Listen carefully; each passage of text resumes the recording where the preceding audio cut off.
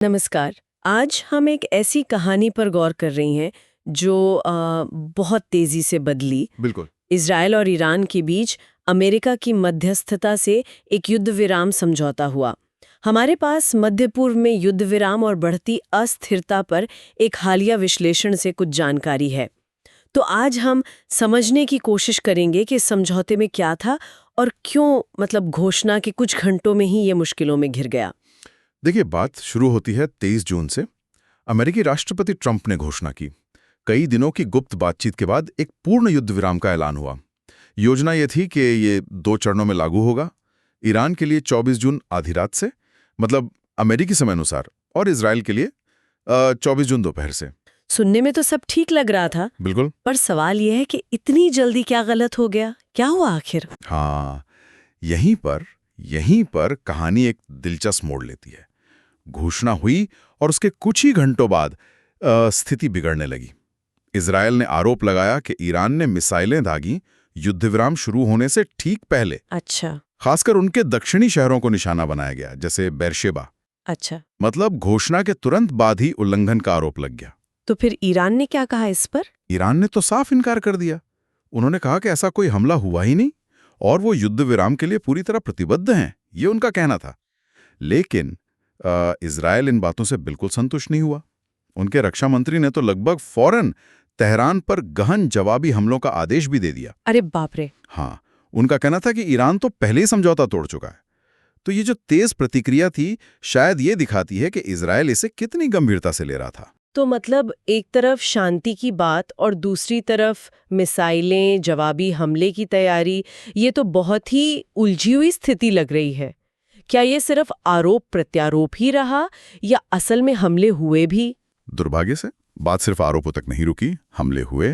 खबरें आईं कि दक्षिणी इजराइल के कुछ हिस्सों पर वाकई मिसाइलें गिरीं और इससे आम नागरिकों को भी नुकसान पहुंचा। इजराइल की हवाई सुरक्षा प्रणाली सक्रिय हो गई।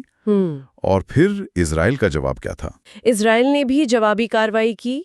तेहरान पर और पश्चिमी ईरानी प्रांतों पर हवाई हमले किए। इनमें कुछ सैन्य ठिकाने भी शामिल थे, ऐसा बताया गया। तो हाँ, जमीनी हकीकत घोषणा से बिल्कुल अलग थी। और इसमें आपने कहा था अमेरिका का भी कुछ जिक्र है। वो अल उदीद एयरबेस वाली घटना, वो क्या थी? हाँ, वो भी एक अहम बात है।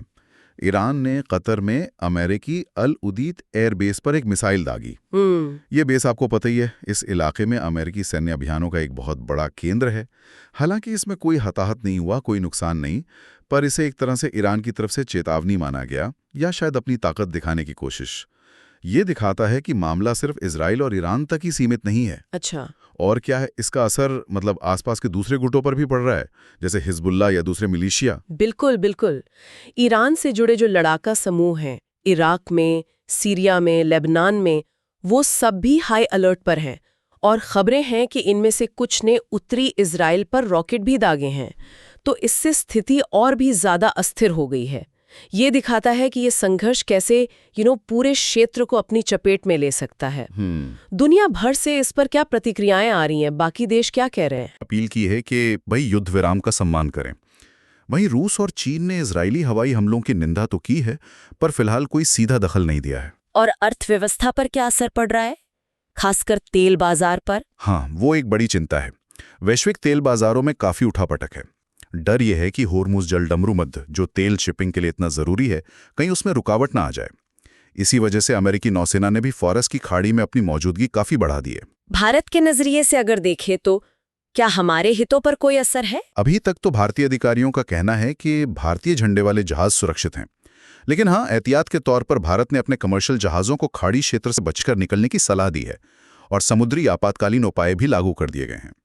तो भारत भी स्थिति पर नजर रखे हुए है और सतर्क है। तो अगर हम सार निकालें तो तस्वीर ये बन रही है कि अमेरिका ने मध्यस्थता की, युद्ध विराम घोषित हुआ, लेकिन इजरायली दावों के मुताबिक ये लगभग तुरंत ही टूट गया। यही है ना? हाँ, बिल्कुल सही। दोनों तरफ से सैन्य कार्रवाइयां अभी भी जारी हैं। ताज़ा मिसाइल हमले हो रहे हैं, जवाबी हवाई हमले हो रहे हैं। पूरा इलाका ही तनाव में है और डर ये है कि कहीं ये संघर्ष और न बढ़ जाए, जिसमें फिर अमेरिका, खाड़ी देश और ईरान से जुड़े गुट सब शामिल हो सकते हैं। पर्दे के पीछे बातचीत, डिप्लोमेसी, वो सब चल रहा होगा।